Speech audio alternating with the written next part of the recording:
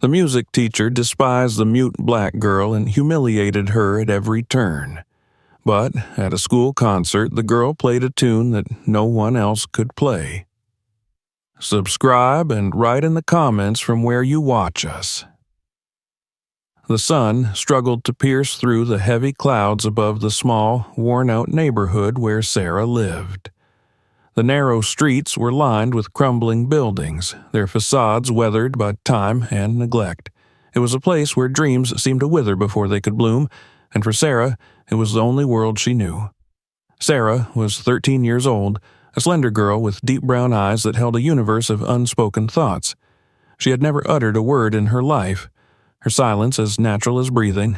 Born mute, Sarah had grown accustomed to the world underestimating her, labeling her with invisible yet heavy words. Helpless, different, incomplete. But Sarah never saw herself that way. She had a voice. It just wasn't one that others could hear. Her family's small apartment was cramped and dimly lit, the walls stained with the remnants of old water leaks. The air was thick with the tension of exhaustion and unspoken frustrations. Sarah's father worked long hours at a warehouse, his back bent under the weight of boxes and unrelenting bills. Her mother juggled cleaning jobs, her hands roughened by years of scrubbing floors that would never stay clean. In the chaos of their struggles, Sarah's silence often went unnoticed. At home, her presence was a shadow, quiet and unassuming. Her parents loved her, but their love was buried beneath layers of weariness. Her mother sometimes looked at her with a mix of pity and regret, as if mourning the words Sarah would never speak. Her father, less expressive, simply avoided the topic altogether. Their home was a battlefield of whispered arguments and heavy sighs, and Sarah had learned early on that her safest refuge was within herself. The only place in the apartment that felt like hers was the attic. It was a forgotten space, cluttered with boxes of old clothes, broken furniture, and memories no one cared to revisit. But amidst the dust and cobwebs, there was one treasure: a battered, out-of-tune piano. It had belonged to Sarah's grandmother, a woman Sarah barely remembered, but whose presence seemed to linger in the air whenever she sat at the instrument. Sarah discovered the piano by accident one day while exploring the attic out of boredom.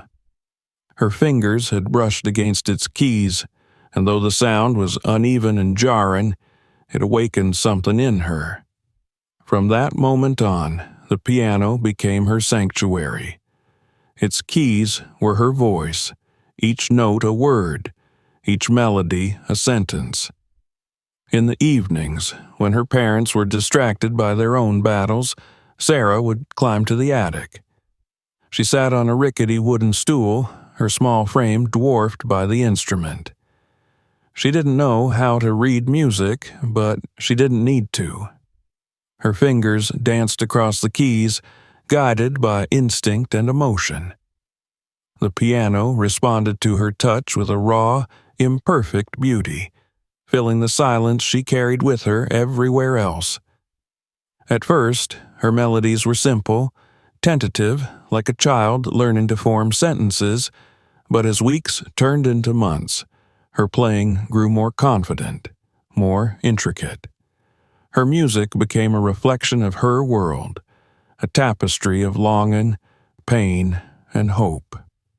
It was through the piano that Sarah learned to express the things she couldn't put into words: the ache of being overlooked, the yearning for connection, the quiet defiance that burned within her.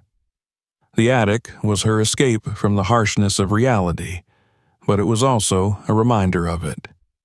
The piano, with its chipped wood and uneven keys, was a metaphor for her life, imperfect yet full of potential. It was a place where she could dream of a life beyond the confines of her neighborhood, a life where her silence didn't define her. Outside of the attic, Sarah's world was far less forgiving. School was a daily reminder of her isolation. The other children treated her muteness as a curiosity at best, a target for ridicule at worst. They whispered behind her back, their laughter sharp and cruel. She was the mute girl, an oddity they didn't bother to understand. Her teachers, overwhelmed by crowded classrooms and their own frustrations, saw her as a problem to be managed rather than a student to be nurtured. Despite this, Sarah observed everything. She noticed the way people's expressions shifted when they spoke, the subtle changes in their tone. She became an expert at reading people, at understanding their emotions even when they couldn't understand hers. It was a skill she used to navigate a world that often seemed determined to shut her out. But for all her resilience, there were moments when the weight of her silence felt unbearable. Sometimes, late at night, she would lie awake in bed, staring at the cracks in the ceiling, wondering what it would feel like to scream, not just to speak, but to let out all the anger and sadness and frustration that had built up inside her. But no sound ever came. Instead, she would close her eyes and imagine the feel of the piano keys beneath her fingers, the way the music seemed to pour out of her like a river breaking free from a dam. Her parents rarely ventured into the attic, and they never asked about the faint strains of music that sometimes drifted down from above. Perhaps they didn't notice, or perhaps they didn't care. Either way, Sarah was grateful for the solitude. It was in the attic that she felt most herself, most alive. One evening, as Sarah sat at the piano, her fingers moving instinctively across the keys, she felt a surge of emotion she couldn't contain. The melody she played was raw, almost violent, as if she were trying to tear through the walls of her own silence. The sound filled the small attic, reverberating off the walls. For a moment, she forgot everything. The cramped apartment, the cruel whispers, the unspoken words. There was only the music. When she finally stopped, her hands trembling, the room seemed to hold its breath. She sat in the stillness, her chest rising and falling with the intensity of what she had just played. In that moment, she knew something had changed. The piano was no longer just an escape. It was her voice. And one day, she would make the world listen. Sarah descended the stairs quietly that night, her heart still pounding.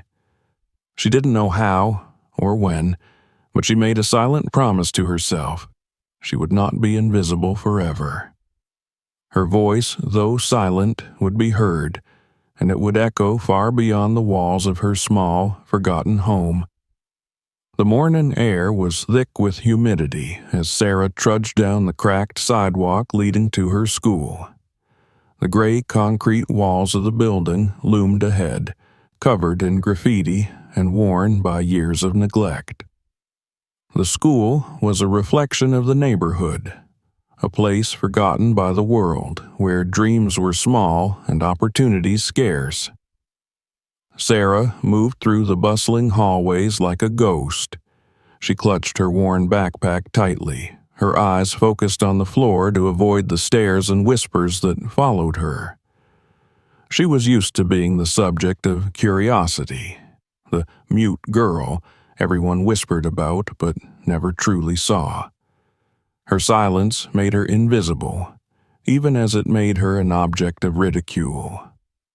In the music classroom, sunlight streamed through the grimy windows, casting a pale glow over the instruments arranged in neat rows.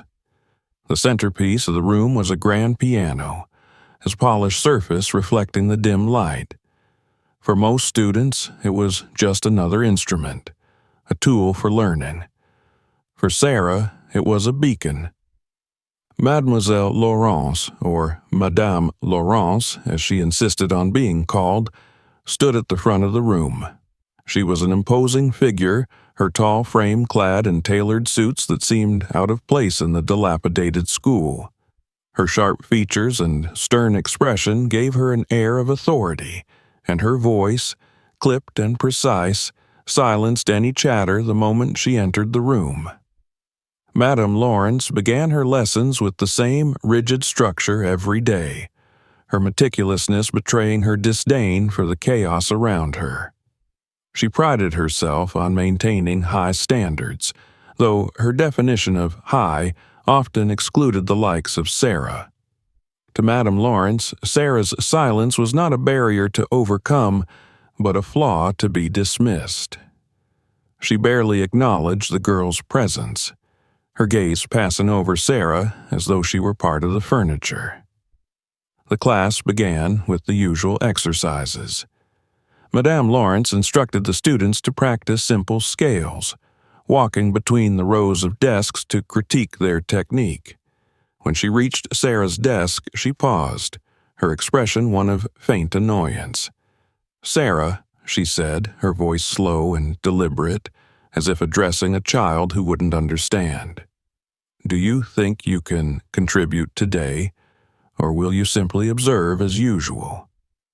The room fell silent, all eyes turning to Sarah. She felt the heat rise in her cheeks, but she met Madame Lawrence's gaze without flinching. Slowly, she raised her hand and pointed to the piano. The request hung in the air, daring Madame Lawrence to respond. For a moment, the teacher's carefully composed demeanor faltered, her eyes narrowing. Then, with a dismissive wave of her hand, she said, "Very well, show us what you can do." Sarah rose from her seat, the weight of the room's attention pressing down on her. She made her way to the piano, her steps deliberate but unsteady. Sitting before the instrument, she let her fingers hover over the keys for a moment, drawing in a deep breath. Then she began to play. The notes spilled out, hesitant at first but growing more confident with each passing second. Sarah's hands moved instinctively, shaping the melody with a grace that belied her lack of formal training. The room was utterly silent, the students transfixed by the music. Even Madame Lawrence seemed momentarily stunned. But, as the final note lingered in the air, Madame Lawrence's expression hardened. She clapped her hands once, sharply, breaking the spell. "Enough," she said, her tone cutting. "That was passable, but hardly worth note. Technique matters, Sarah, and yours is sorely lacking. Playing by ear may amuse you, but it will never make you a true musician." Sarah's heart sank at the words, but she didn't let her expression betray her hurt. She simply nodded and returned to her seat, her classmates' stares burning into her back. Some looked impressed, others smug, as if Madame Lawrence's criticism confirmed what they already believed. Sarah didn't belong. As the lesson continued, Sarah withdrew into herself, her hands folded tightly in her lap. She watched as Madame Lawrence lavished attention on the more privileged students, her praise reserved for those whose parents could afford private lessons and polished instruments. To Madame Lawrence, talent was a luxury, not a birthright, and Sarah's mere presence challenged that belief. By the time the bell rang, signaling the end of the period, Sarah felt as though she had shrunk into nothingness. She lingered at her desk, waiting for the room to clear before she stood. As she approached the door, Madame Lawrence's voice stopped her. "Sarah?" She turned, her hand still on the doorframe. "If you want to be taken seriously, you'll need more than enthusiasm. Discipline and training are what make a musician, not whatever it is you think you're doing." Sarah didn't respond. She couldn't, even if she wanted to. Instead, she gave a small nod and slipped out the door, her shoulders squared against the weight of Madame Lawrence's words. That night, back in the attic, Sarah sat at her piano, her fingers trembling as they touched the keys. Madame Lawrence's voice echoed in her mind, drowning out the melodies she so desperately wanted to play. For a moment, she considered giving up, the weight of the world's judgment too heavy to bear. But then, she closed her eyes and let her hands move. The notes came slowly at first, then faster, each one a defiant answer to the doubts swirling in her mind. She played until her fingers ached, until the music filled every corner of the attic and her soul. Madame Lawrence's words might have dismissed her, but Sarah knew one thing for certain. The music was hers, and no one could take that away. The next morning dawned gray and oppressive, the kind of day that mirrored Sarah's mood. She walked to school with her head bowed, her thoughts heavy with the sting of Madame Lawrence's words. The world around her seemed muted, the sounds of the bustling streets blending into an indistinct hum. Even the children, laughing and shouting as they passed her, felt distant, as though they belonged to a world she could never fully enter. When Sarah reached the music classroom, she hesitated at the door. The sight of the grand piano at the front of the room filled her with a mixture of longing and dread. It was both her refuge and her battlefield, a place where she could pour out her soul and yet always risk being torn down. With a deep breath, she stepped inside. The other students were already gathered, chatting in small groups or tuning their instruments.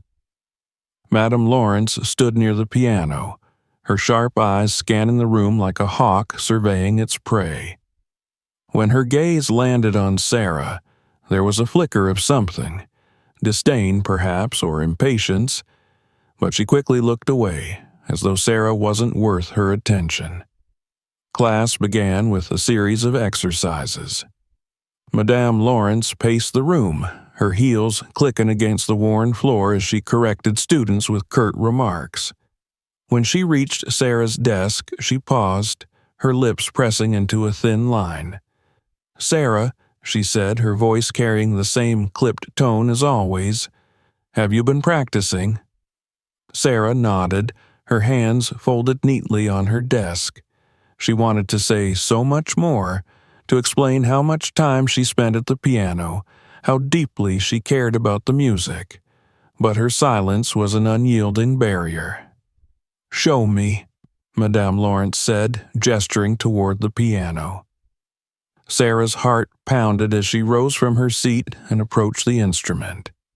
She could feel the eyes of her classmates on her, their curiosity and skepticism like a weight pressing down on her shoulders. Sitting at the piano, she let her fingers hover over the keys for a moment, her mind racing. Then she began to play. The melody was one she had been working on in the attic, a piece she had composed herself. It was simple but heartfelt, each note carrying a piece of her story. As the music filled the room, a hush fell over the students. Even Madame Lawrence seemed momentarily captivated, her usual stern expression softening. But as Sarah played the final note and turned to face the teacher, the fleeting moment of connection was shattered. "Technically adequate," Madame Lawrence said, her voice cutting through the silence like a blade, "but uninspired. Music is about more than emotion, Sarah. It requires precision, discipline, and understanding. You can't simply play what you feel and expect it to be enough." Sarah felt the sting of the words like a physical blow. She looked down, her hands clutching the edge of the piano bench. She wanted to scream, to defend herself, to tell Madame Lawrence that music was her lifeline, her only way of communicating the things she couldn't say. But no sound came. Instead, she nodded and returned to her seat, her cheeks burning with humiliation. The rest of the lesson passed in a blur. Sarah kept her eyes fixed on her desk, her mind replaying Madame Lawrence's critique over and over. The other students whispered among themselves, some glancing at her with pity, others with thinly veiled amusement. She felt like a spectacle, a failed experiment for everyone to dissect. After class, Sarah lingered in the room, waiting for the other students to leave. She wanted to be alone, to sit at the piano and play until the ache in her chest subsided.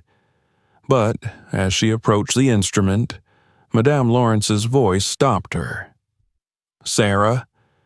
She turned, her hands clenching at her sides. "You have potential," Madame Lawrence said, her tone softer than usual. "But potential means nothing without guidance. If you're serious about music, you need to start taking it seriously. Right now, you're wasting everyone's time, including your own." Sarah's jaw tightened, and she fought the urge to lash out. Instead, she gave a curt nod and left the room, her footsteps echoing in the empty hallway. Her silence felt heavier than ever, a weight she couldn't escape. That evening, back in the attic, Sarah sat at the piano, her hands resting on the keys. Madame Lawrence's words echoed in her mind, a relentless chorus of doubt and criticism. For a moment, she considered walking away, leaving the piano behind and never looking back. But then she thought about the way the music made her feel, the way it gave her a voice when she had none. Her fingers began to move, hesitantly at first, then with growing confidence. She played the melody she had composed, letting it flow freely, unencumbered by the fear of judgment. The music was raw and imperfect, but it was hers. It was a reflection of everything she couldn't say, everything she carried inside her. As the final note faded into the quiet of the attic, Sarah made a silent promise to herself. She wouldn't let Madame Lawrence's words define her. She wouldn't let anyone take away the one thing that made her feel whole. She would keep playing, keep fighting, until the world had no choice but to listen. The spark of defiance flickered in her heart, small but steady. And though Sarah didn't know it yet, that spark would soon ignite a fire that would change everything. The next morning, the air was sharp with the promise of rain as Sarah made her way to school. She kept her head low, her hands tucked into the pockets of her jacket, trying to ignore the taunts of the boys loitering on the corner. The streets were always filled with noise, shouting, car horns, the hum of distant construction, but to Sarah it all blurred into a dull, oppressive backdrop. She didn't belong to this chaos, nor did she belong to the sterile world of her school. She existed in the spaces between, caught in a silence no one seemed to want to understand. Inside the music classroom, Madame Lawrence stood at the piano, her presence commanding as always. The sharp click of her heels against the floor punctuated her movements as she prepared for the lesson. To the students, she was an enigma, a strict but undeniably skilled teacher whose expectations were as high as her regard for herself. But Madame Lawrence's story was not as flawless as the veneer she presented. She had grown up far from the crumbling buildings of Sarah's neighborhood, in a world of manicured lawns and pristine concert halls. Her parents, both accomplished musicians, had drilled into her the belief that excellence was reserved for the elite, those born into privilege and refinement. Talent, they taught her, was not something that could be found in the hands of the poor or the voices of the marginalized. It was a gift bestowed only on those worthy of it. Her father, a renowned conductor, often spoke of his disdain for amateurism. He dismissed anyone who didn't fit his narrow definition of a musician, those without formal training, those who couldn't afford the best instruments, and those like Sarah who came from the wrong side of town. Madame Lawrence had absorbed these lessons as a child, carrying them with her into adulthood. But there was more to her bias than upbringing. During her years at the conservatory, Madame Lawrence had encountered a classmate named James, a brilliant young black pianist whose skill outshone even her own. James had a way of playing that was raw and emotional, unpolished but undeniably powerful. It was the kind of talent that couldn't be taught, and it terrified her. During a crucial recital, Madame Lawrence had faltered, her performance riddled with mistakes. James, however, had played flawlessly, his music leaving the audience breathless. She had watched as the room erupted into applause for him, the same room that had offered her only polite smiles. The humiliation burned deep, and though she never admitted it, her resentment of James had festered, grown into a belief that his success was an anomaly, a fluke that didn't belong in the rigid world of classical music. Years later, that resentment had evolved into something colder, more calculated. She no longer acknowledged talents like James's as legitimate. Instead, she dismissed them as unworthy of serious recognition, clinging to the comfort of her own superiority. When she looked at Sarah, she saw James's ghost, and it unsettled her. Sarah, oblivious to the weight of Madame Lawrence's past, sat quietly in the corner of the classroom, her hands folded in her lap. She had learned to make herself small, to avoid drawing attention. But today, something was different. There was a tension in the room, a quiet unease that rippled through the students as Madame Lawrence began the lesson. "We will be preparing for the spring concert," Madame Lawrence announced, her tone brisk. "Each of you will have the opportunity to showcase your progress." However, she paused, her gaze sweeping over the room before landing on Sarah. Not everyone is ready to perform at such a level. Sarah felt the weight of the teacher's words, though they were directed at the class as a whole. She clenched her fists beneath the desk, her heart pounding. She wanted to prove herself, to show Madame Lawrence and the others what she could do, but she knew that no matter how hard she tried, her efforts would never be enough in the teacher's eyes. As the students began practicing their pieces, Madame Lawrence moved through the room, offering feedback. When she reached Sarah, she stopped, her eyes narrowing. "Do you have a piece in mind, Sarah?" she asked, her voice cold. Sarah nodded and gestured toward the piano, hoping to show her work. But Madame Lawrence shook her head. "There's no point in pretending," she said. "You don't have the training or the discipline to perform at this level. Focus on learning the basics before you attempt anything more." The words were like a slap, but Sarah refused to let her emotion show. She simply lowered her gaze and nodded, though inside a storm was brewing.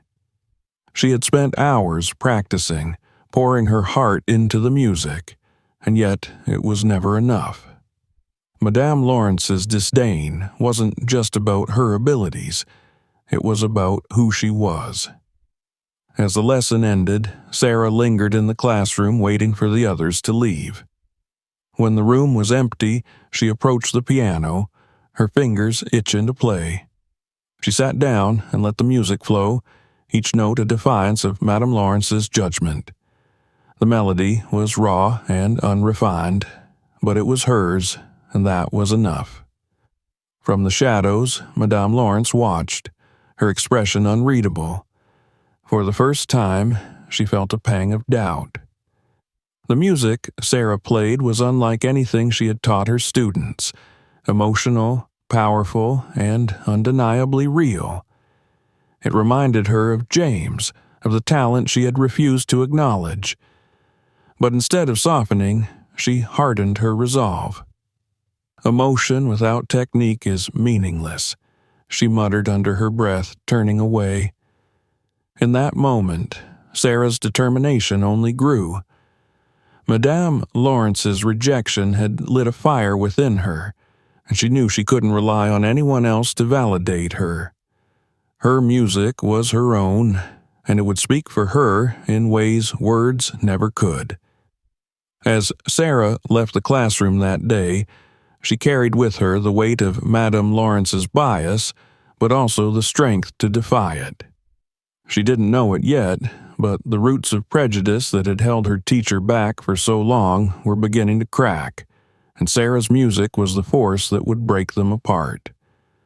The air was thick with anticipation as Madame Lawrence addressed the class. Her voice, sharp and precise, cut through the murmurs like a blade.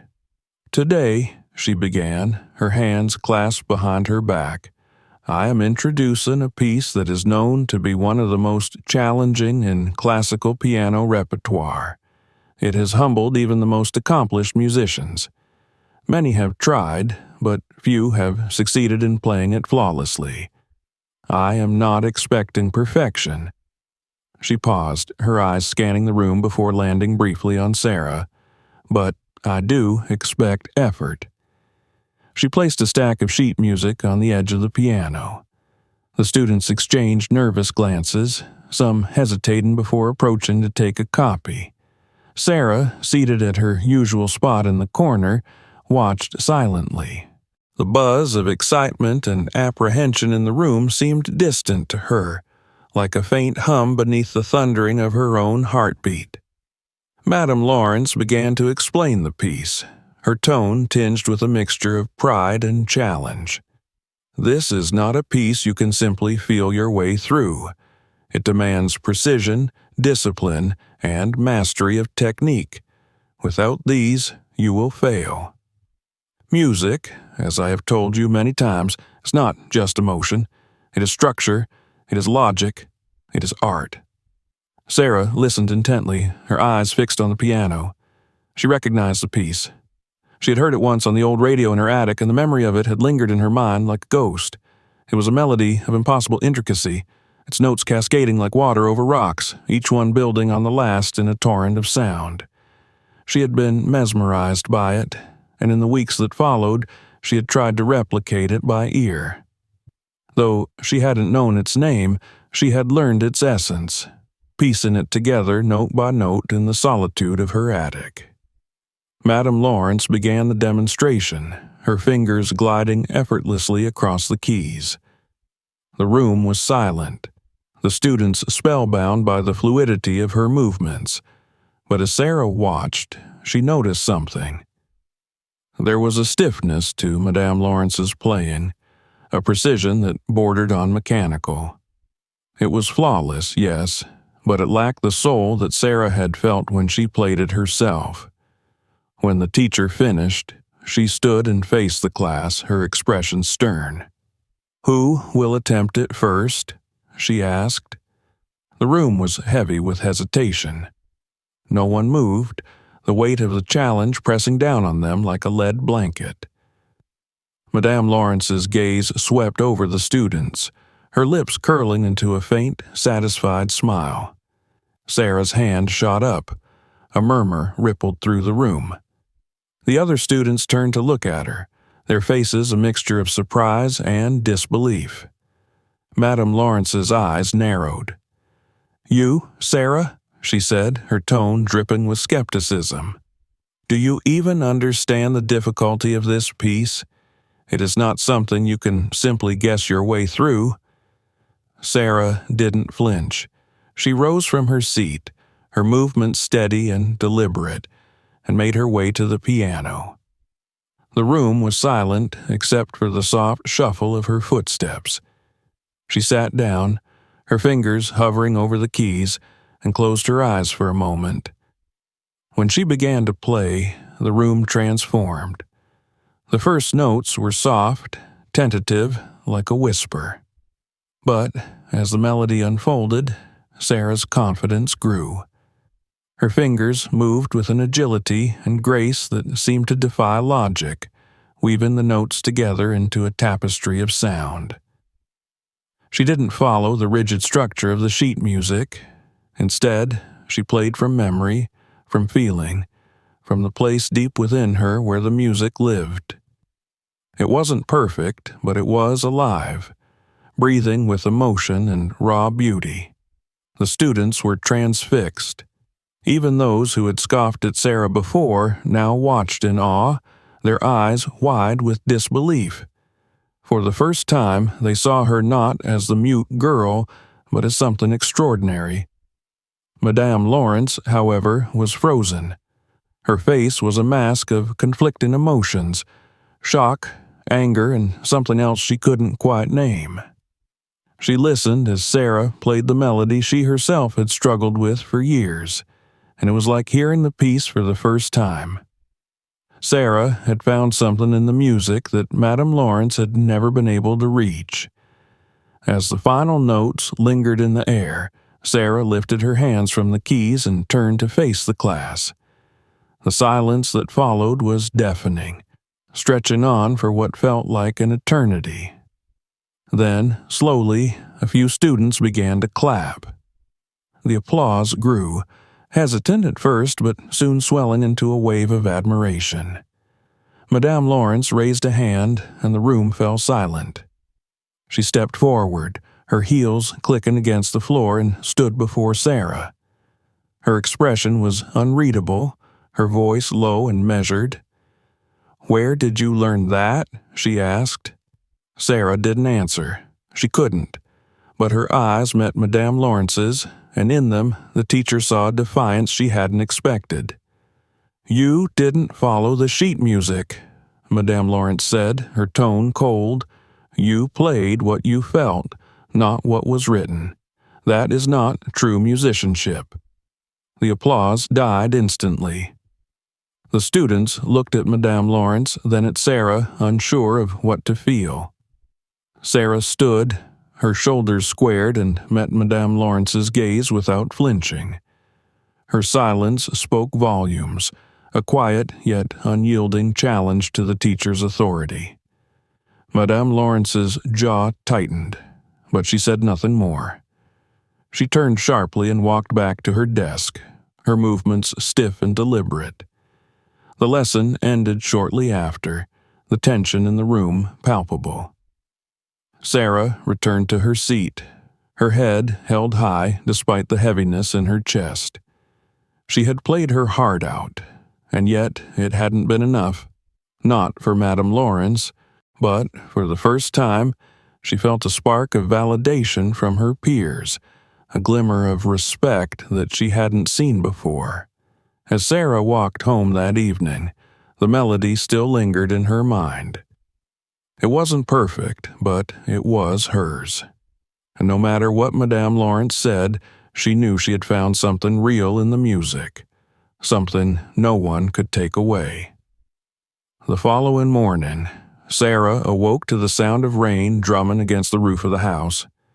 The world outside was a haze of gray, the streets slick with water and the sky heavy with clouds. The dampness seeped into the walls of their small apartment, but Sarah barely noticed.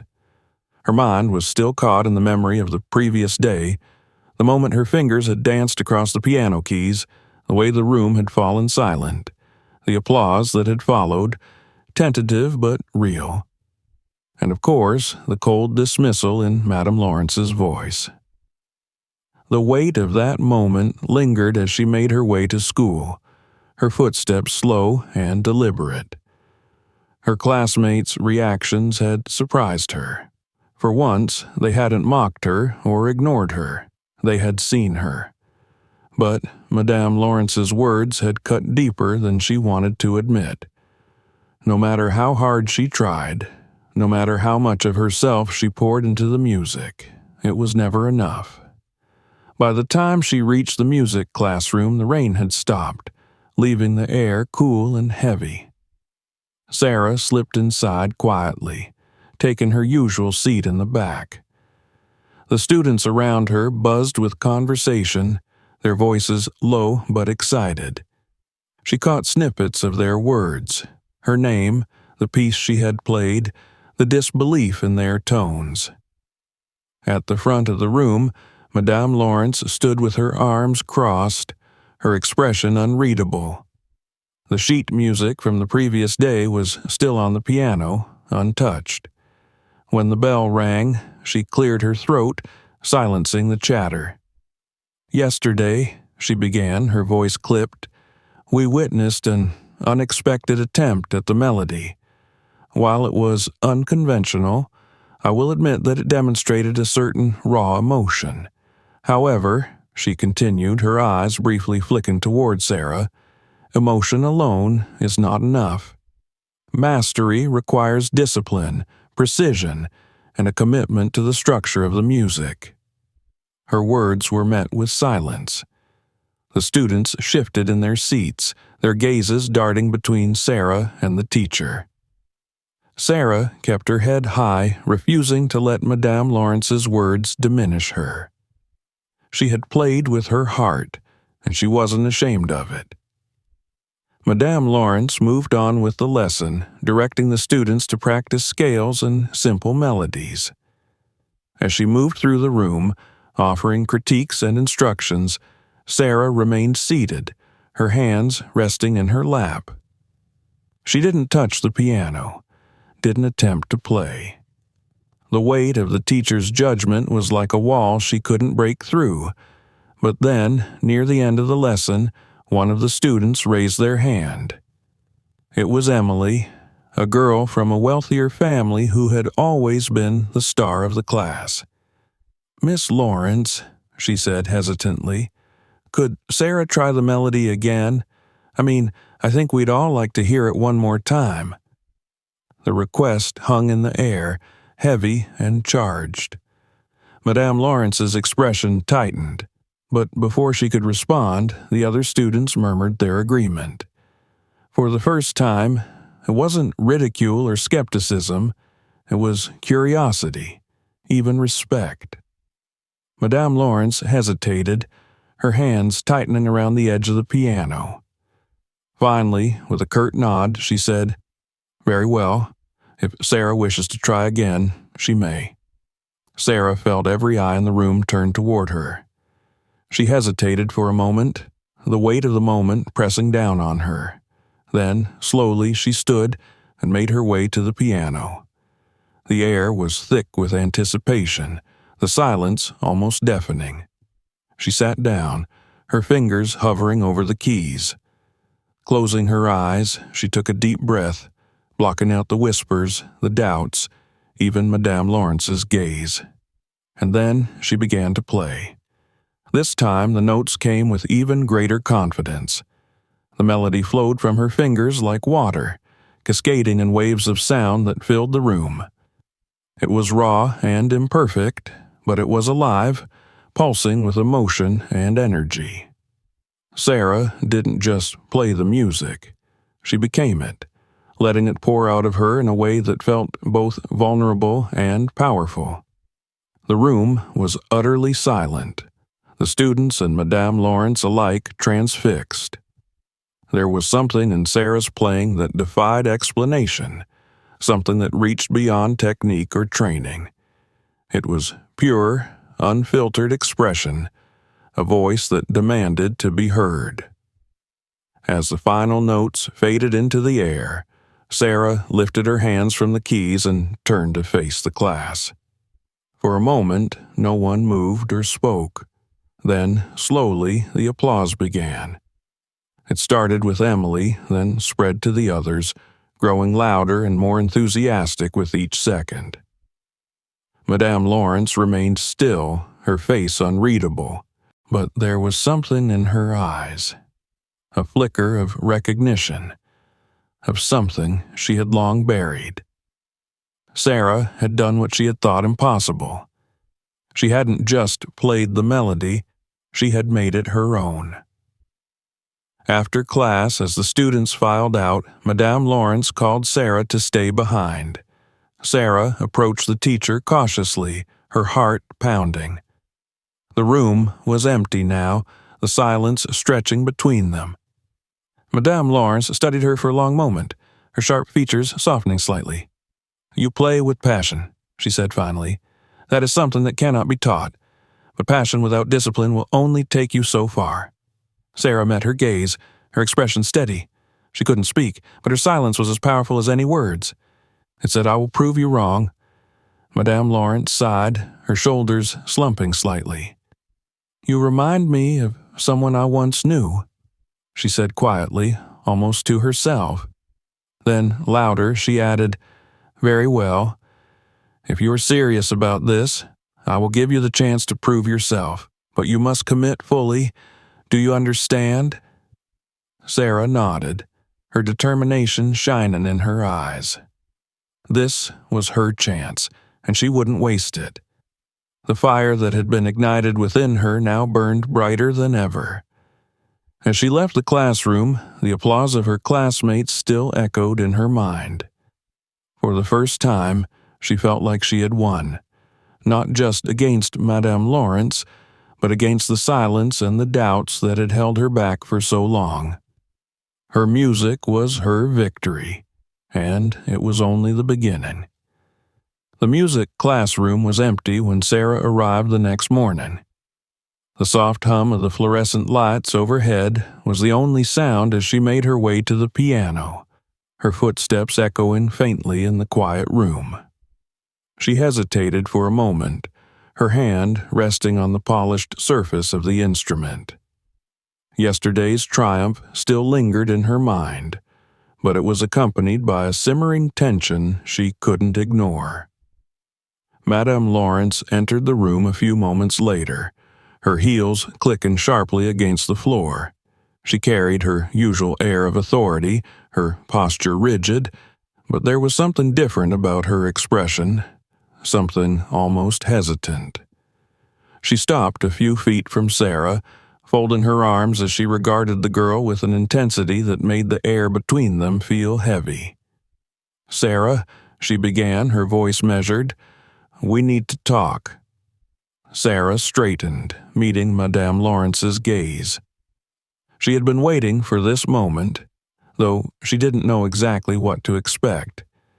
She nodded, her silence inviting the teacher to continue. Madame Lawrence gestured toward the piano bench. "Sit."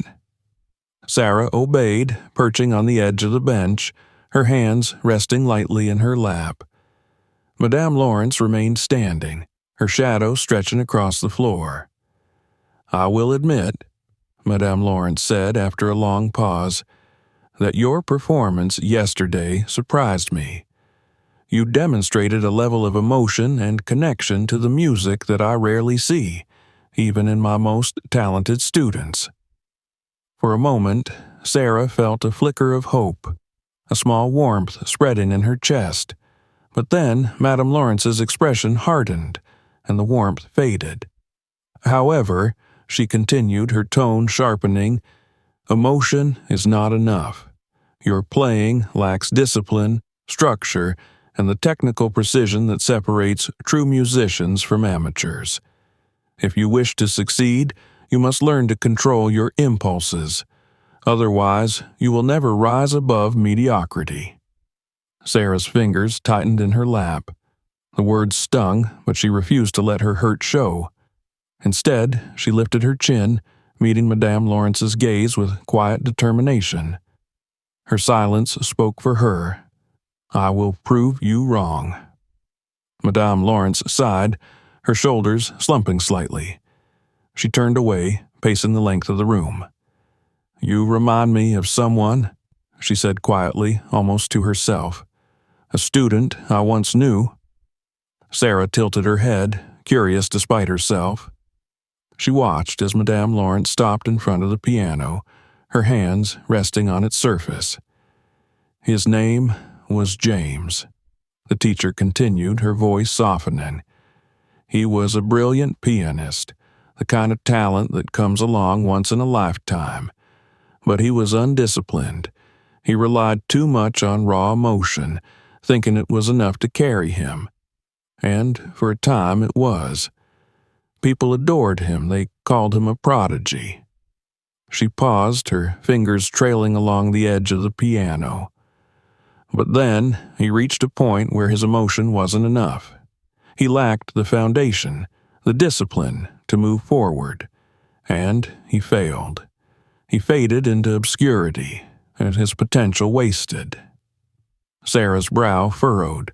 She wanted to ask if that was truly what had happened, or if Madame Lawrence's perspective was clouded by her own biases. But she couldn't speak, and Madame Lawrence seemed lost in her own thoughts. "I don't want to see the same thing happen to you," Madame Lawrence said, turning back to face Sarah. "You have potential, yes, but potential without discipline is a tragedy waiting to happen."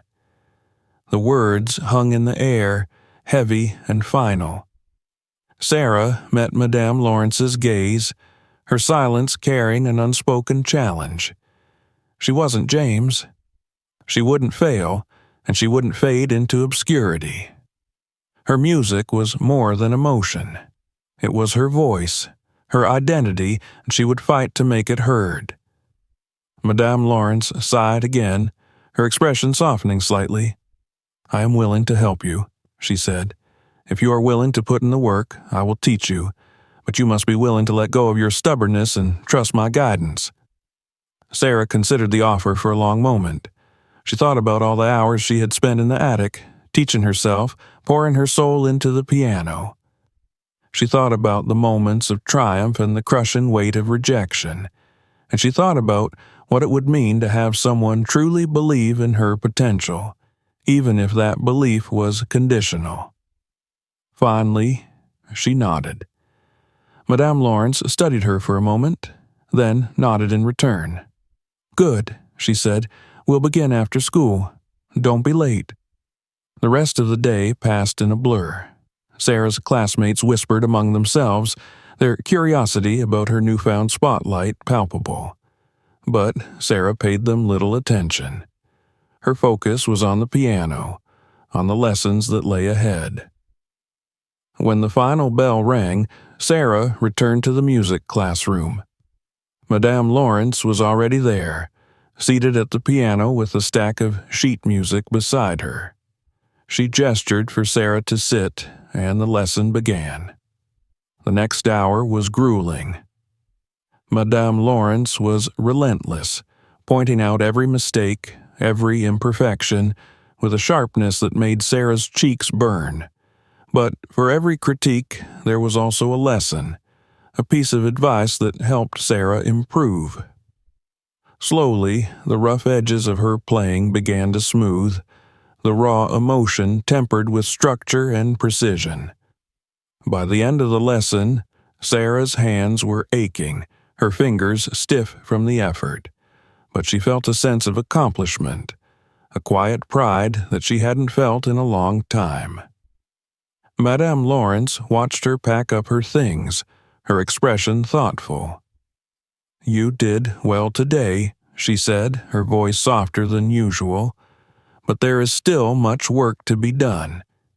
Sarah nodded, her determination shining in her eyes. She knew the road ahead would be difficult, but she was ready to face it.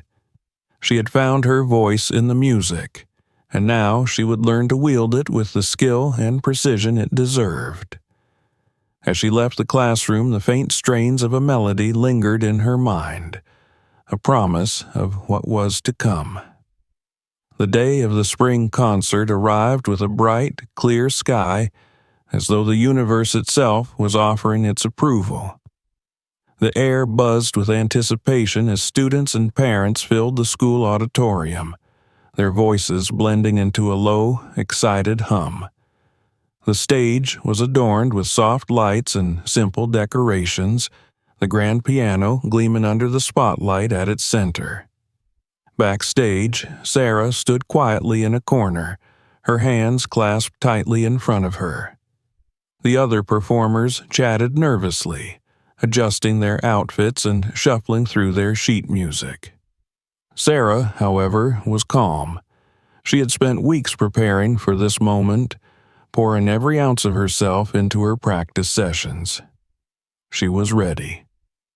Madame Lawrence entered the backstage area, her sharp gaze sweeping over the students.